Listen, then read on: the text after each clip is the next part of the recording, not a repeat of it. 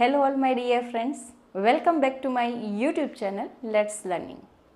આજના સેશનમાં આપણે એ અંગેની વાત કરવાની છે કે જેમાં ધોરણ 12માં અભ્યાસ કરતા વિદ્યાર્થી મિત્ર માટે, અને આજે આપણે આંકડાશાસ્ત્ર વિષયની વાત કરવાની છે, જેમાં પણ ભાગ બીજો અને ચેપ્ટર નંબર 1 સંભાવના.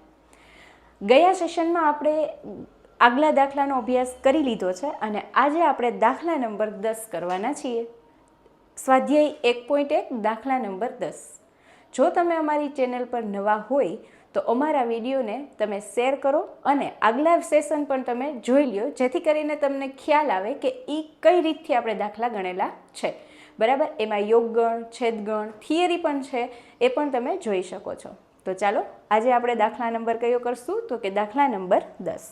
સૌપ્રથમ તો તમારે પહેલાં સ્ટેટના જ્યારે આપણે દાખલા ગણશી ત્યારે ફરજિયાત આપણે ટેક્સ્ટબુકને પણ સાથે લઈને બેસશું, જેથી કરીને આપણે નોટ કરતા જઈએ અને કઈ રીતે આપણે ગણતરી કરવાની છે એ તમને ઇઝીલી ખ્યાલ આવે. બરાબર, તો પેજ નંબર 15 ઉપર દાખલા નંબર 10ની રકમ આપેલી છે. એક ઓફિસમાં 3 સ્ત્રી કર્મચારી. મેં આના પહેલા સેશનમાં પણ તમને સમજાવ્યું છે કે જ્યારે આપણે સ્ટેટના દાખલા ગણીએ ત્યારે આખી રકમને વાંચવાની નહીં, થોડી વાંચી અને થોડી તમે લખશો એટલે ઓટોમેટિક તમને ક્લિયર થશે કે કઈ રીતે આપણે ગણતરી કરવાની છે. રાઈટ, સૌથી પહેલાં કીધું છે 3 સ્ત્રી, એટલે અહીંયા લખશું આપણે 3 સ્ત્રી. સ્ત્રીને આપણે અંગ્રેજીમાં શું કહીએ, તો કે ફિમેલ. તો ફિમેલ માટે શું વપરાય? F1, F2, F3. તમને એવું લાગે મેડમ અમારે ABC ધારવા છે, તો અમે ધારી શકીએ, હા, ABC, XYZ વોટેવર, પણ જે વસ્તુ હોય એને આપણે ઇંગ્લિશ વર્ડમાં જે કહેતા હોય એ ધારો તો વધારે ઇઝી રહેશે. રાઈટ, એટલે અહીંયા આપણે બોય ગર્લ પણ તમે ધારી શકો કે B અને G. બરાબર, હવે આગળ વાંચી અને 2 પુરુષ કર્મચારી નોકરી કરે છે, એટલે અહીંયા આપણે 2 પુરુષ, એટલે પુરુષને પણ આપણે શું કહેવાનું ઇંગ્લિશમાં? મેલ. તો અહીંયા આવશે M1 અને M2. રાઈટ, એટલે કેટલા જણા થયા આપણી પાસે? 5 વ્યક્તિ થયા. 3 સ્ત્રી છે, 2 પુરુષ છે. ઓફિસના કર્મચારીમાંથી એક કર્મચારી યાદચ્છિક રીતે તાલીમ આપવા માટે પસંદ કર્યા છે. આપણી પાસે કેટલા વ્યક્તિ છે? આપણે લખેલા છે. કેટલા? તો કે 5. 5માંથી કેટલા પસંદ કરવાના છે? તો કે 1. મેં તમને સમજાવ્યું હતું કે જેટલી વસ્તુ હોય એ ઉપર લખો, કે કુલ પર્સન જેટલા હોય એટલા આપણે લખવાના અને નીચે કેટલી સંખ્યા લખવાની, એટલે કે 5C1. હંમેશા ઉપર મોટી સંખ્યા, નીચે નાની સંખ્યા. C એટલે કોમ્બિનેશન્સ થાય, પણ આપણે એમ સમજવાનું કે અહીંયા ચોઈસ છે, એટલે આપણી પાસે કેટલી ચોઈસ છે? તો કે N બરાબર 5C1, એટલે 5C1 એટલે કેટલા થશે? 5. એટલે આને શું કહેવામાં આવશે? તો આને નિદર્શ બિંદુ કહેવાય. દાખલામાં નિદર્શ બિંદુ પૂછે તોય ભલે અને ન પૂછે તોય ભલે, ફર્સ્ટ ઓફ ઓલ આપણે નિદર્શ બિંદુ લખવા કે આપણી પાસે કેટલા પરિણામ છે. રાઈટ, અને હવે આવશે નિદર્શ અવકાશ. તો નિદર્શ અવકાશ એટલે શું થશે? નિદર્શ અવકાશ બરાબર અહીંયા લખી નાખવાનું કે U બરાબર કેટલા કયું છે? તો કે F1, F2, F3, M1 અને M2. આ નિદર્શ અવકાશ એટલે ટોટલ 5 વ્યક્તિ છે. 5 વ્યક્તિ એ લાઈનમાં લખી નાખવાના, F1, F2, F3, M1 અને M2. ઓકે, હવે આપણે શું કહે છે કે જો તાલીમ માટે પસંદગી પામેલા કર્મચારી સ્ત્રી હોય તો એને ઘટના A કહેવાની. તો ઘટના A બરાબર શું થશે?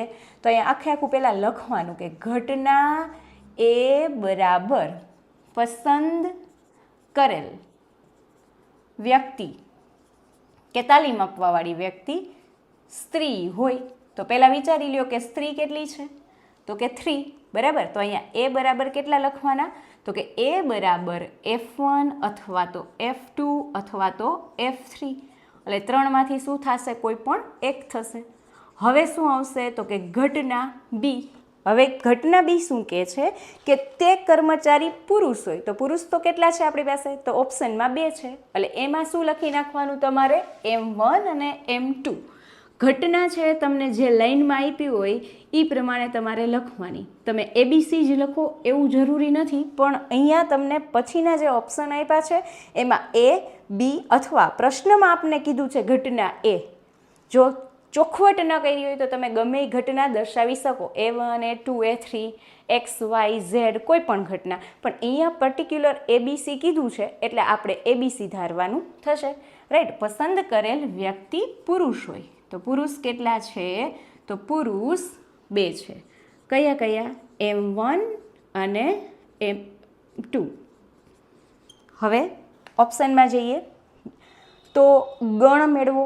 ગણ કોને કહેવાય? કે માત્ર સંભાવના નથી શોધવાની કે એમાં કેટલી સંખ્યાનો સમાવેશ થાય છે, એ આપણે ખાલી લખવાનું થાય કે આટલી આટલી વસ્તુ છે, આટલા આટલા પરિણામ છે, એનો સમાવેશ થશે, રાઈટ. હવે પહેલો ઓપ્શન છે યુ. તો યુ એટલે નિર્દેશ અવકાશ. દાખલામાં પૂછે કે ન પૂછે, યુ દર્શાવવો ફરજિયાત છે. આપણે યુ તો દર્શાવી દીધો. હવે આપણને પૂછ્યું છે એ ક્યાંથી મળે? તો ઉપરનો જો પેરેગ્રાફ તમે વાંચ્યો હોય તો તમને ખબર પડે કે ઘટના એ હતી એટલે આપણે શોધી લીધી. ત્યારબાદ શું કરવાનું છે? તો કે ઘટના બી શોધવાની છે અને બી એ પણ આપણને આપેલી છે. ચાલ, હવે એના પછી ચોથો ઓપ્શન એટલે નિર્દેશ અવકાશ એ આપણો પહેલો ઓપ્શન થશે, ઘટના એ આપણો બીજો ઓપ્શન થશે, ઘટના બી ત્રીજો ઓપ્શન છે. અને હવે વાત કરીએ તો ચોથા ઓપ્શનની. તો ચોથો ઓપ્શન છે એ યોગગણ બી. લાસ્ટ સેશનમાં મેં તમને આના વિશે સમજાવ્યું છે કે યોગગણ એટલે એમાં એનો મિનિંગ થાય શું બને યોગગણમાંથી. તો વિચારે ઘણી વખત કન્ફ્યુઝન વિદ્યાર્થીને અહીંયા થઈ જાય કે યોગગણ અને છેદગણ એટલે શું. તો ત્યારે પણ સમજાયું કે યોગગણ એટલે એ બને, બી બને અને એ અને બી બંને સાથે બને એને યોગગણ કહેવાય. અને યોગગણનો મિનિંગ થાય બધું. આમાંથી યુમાંથી બ થાય છે એટલે યાદ રાખવાનું બધું. તો એ અને બીમાં જેટલા ગણ આવે છે એ બધાય લખી નાખવાના, બરાબર. તો એમાં કયા છે? તો કે F1 છે, F2 છે, F3 છે, M1 છે અને M2 છે, બરાબર. ઇન્સર્ટ એટલું જ યાદ રાખવાનું છે કે જે એમાં અને બીમાં છે એ બધું જ લખી નાખો. એટલે 5 5 આવી ગયા. હવે એના પછીનો ઓપ્શન છે પાંચમો છે એ છેદગણ બી. એ છેદગણ બી. છેદગણમાંથી શું બને? તો આમાંથી સ બને. સ બને એટલે તમારે યાદ રાખવાનું કે સરખું, એટલે કે એ અને બીમાં બંનેમાં સરખું શું મળે છે. તો તમને જોતાં જ ખબર પડી જાય કે એ અને બીમાં શું સરખું છે, બરાબર. કારણ કે એ છે એમાં આપણે સ્ત્રી લીધી છે, જ્યારે બી છે એમાં આપણે પુરુષ લીધા છે. જોતાં જ ખબર પડી જાય કે એકમાં આપણે સ્ત્રી લીધા છે ને એકમાં આપણે પુરુષ લીધા છે. તો એ બેમાં કંઈ સરખું એટલે કે કોમન એવું કંઈ આવશે નહીં. તો અહીંયા તમારે શું લખવાનું થશે? તો કે એ છેદગણ બી બરાબર ખાલી ગણ અથવા ફાઈ, એટલે કે એક પણ ગણનો સમાવેશ ન થાય તો એવા ગણને શું કહેવામાં આવશે? તો કે ખાલી ગણ કહેવામાં આવશે. હવે એના પછીનો ઓપ્શન જોઈએ તો છઠ્ઠો ઓપ્શન, રાઈટ. એ ડેશ છેદ બી. એ ડેશ મેં તમને સમજાવ્યું કે કોઈ ઉપર ડેશ હોય એટલે નકાર વસ્તુ દર્શાવે. નકાર કોને કહેવાય? તો ઘટના એમાં ન હોય પરંતુ ઘટના બીમાં હોય, એમાંથી કાઢી નાખવાના. બીમાં જે હોય એ જ લખવાનું. આની પૂરક ઘટના કહેવાય. પૂરક ઘટનાનો મીન્સ કે એટલે તફાવત ઘટના. તફાવત ઘટના કોને કહેવાય? તો કે કોઈ પણ એક ઘટના બને અને બીજી ઘટના ન બને એને તફાવત ઘટના કહેવાય. એટલે આને તમે એમ વાંચી શકો એમાં ન હોય પરંતુ બીમાં હોય, બરાબર, એને કહેવાય તફાવત ઘટના. એટલે હવે તમારે શું કરવાનું? એમાં ન હોય. પહેલાં તો કોમન શું છે? તો આમાં કાંઈ નથી. હવે એ ઉપર હાથ રાખી દો કારણ કે એ તો બનતી નથી. એટલે ખાસ આમાં એવું નોટ કરી નાખવાનું એ ન બને, બી બને અને સરખું હોય એ લખવાનું નહીં. આટલું જ તમારે યાદ રાખવાનું. પહેલાં ચેક કરો કાંઈ સરખું છે? નથી. તો હવે વિચારો એ બને છે કે ન બને? તો અહીંયા ડેશ છે. ડેશ છે એટલે એ બનશે નહીં, તો એ ચોકડી મારી દો. બી બને તો બીમાં કેટલા વધ્યા? M1 અને M2. તો તમારો જવાબ શું આવશે? M1 અને M2. અને લાસ્ટ હવે એવો પ્રશ્ન પૂછ્યો છે. હવે એક પ્રશ્ન છે, જો આ બધી વસ્તુ તમને ત્યારે જ ક્લિયર થાય કે જો તમે અમારા એક થિયરીનો સેશન છે એ તમે જો જોયો હશે તો જ તમને ઇઝીલી બધી જ ઘટના છે એ તમને ક્લિયરલી યાદ રહી જશે. એટલે જો તમે અમારી ચેનલ પર નવા હોય તો હું ફરીથી તમને યાદ કરાવું છું કે એ સેશન ખાસ ચેક કરી લેવો કે જેમાં અમે થિયરીનો કન્સેપ્ટ રાખેલો છે. હવેનો જે પ્રશ્ન છે એ ખાસ સમજો કે એ અને બી પરસ્પર નિવારક ઘટના કહેવાશે. આનો મિનિંગ પરસ્પર નિવારક એટલે જો એ થિયરી કન્સેપ્ટ તમારે ખાસ ક્લિયર રાખજો કે પરસ્પર નિવારકનો મિનિંગ એવો થાય કે પરસ્પર નિવારક ઘટના એટલે કે એ છેદગણ બી બરાબર ફાઈ.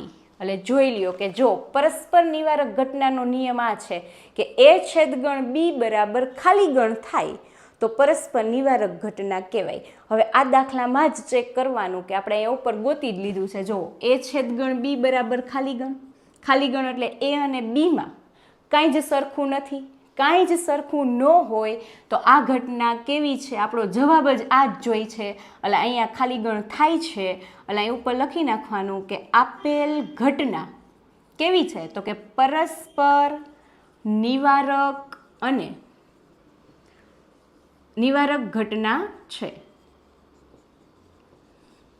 પહેલાં કન્ડિશન લખવાની કે શું કન્ડિશન આવે છે, પછી આપણે ચેક કરવાનું કે આ પોઝિશન થાય છે. ઓકે, થતી હોય તો પરસ્પર નિવારક ઘટના છે. માની લ્યો કે ત્યાં M1 કદાચ આવેલ હોત તો પરસ્પર નિવારક ઘટના ન કહેવાય. રાઈટ. છેલ્લો ઓપ્શન, ઘટના એ અને બી નિશેષ કહેવાશે. એટલે નિશેષનો મિનિંગ એવો થાય એ યોગગણ બી બરાબર યુ. એટલે આનો મિનિંગ એવો થાય કે એ અને બી આ યોગગણ છે ને આ નિદર્શ અવકાશ છે. ખાસ ધ્યાન રાખજો, ઘણી વખત કન્ફ્યુઝન એ થાય કે આ બે યુ કેમ આવ્યા. આને આપણે યોગગણથી નિદર્શ કરશું અને આને નિદર્શ અવકાશ કહેશું. યોગગણ એટલે એ યોગગણ બી.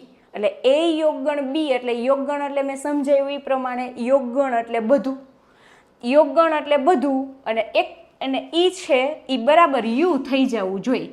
તો અહીંયા તમે યોગગણ એટલે ગોઈતું જ છે F1, F2, F3, M1 અને M2. અને એ ખાસ જોઈ લ્યો કે અહીંયા યુ બરાબર એ સેમ જ થાય છે ને. હા, આ બે વસ્તુ સેમ છે. એટલે એનો મિનિંગ એવો થાય કે એ યોગગણ બી બરાબર યુ. અહીંયા તમે નોટ કરી શકો યુ, કારણ કે યુ અને તમારો એ યોગગણ બી એ બે ઇક્વલ છે. જો ઇક્વલ થતા હોય તો કેવી ઘટના કહેવાશે? તો અહીં લખી નાખવાનું કે આપેલ ઘટના નિશેષ ઘટના છે. અને હજી જો એક એક્સ્ટ્રા ક્વેશ્ચન પૂછ્યો હોય કે પરસ્પર નિવારક અને નિશેષ ઘટના બંને કહેવાશે? હા, બે સેટિસ્ફાય થાય છે. આપણા જે બે પ્રશ્ન છે એ બંને પરસ્પર નિવારક પણ કહેવાશે અને નિશેષ પણ કહેવાશે. અને એક વસ્તુ યાદ રાખો કે સંભાવના છે એને તમારે ગોખવાની જરૂર નથી. એને સમજીને કરશો ને એટલે ઓટોમેટિક થઈ જશે. ક્લિયર તમારા માઇન્ડમાં એક વ્યાખ્યા જે કન્સેપ્ટ છે એને આપણે મગજમાં રાખીને બેસો. અને આવી વસ્તુ આવે નેગેટિવ છે, મેં તમને અહીંયા જે સમજાવ્યું એ પ્રમાણે કે આને યોગગણ કહેવાય, આને છેદગણ કહેવાય. યોગગણ એટલે બધું, છેદગણ એટલે સરખું, ડેશ એટલે નકાર કે આ નો બને અને ડેશ નો હોય તો એ બને. આ વસ્તુ તમારા મગજમાં એકવાર ક્લિયર કરી લ્યો તો ગોખવાની જરૂર નહીં પડે.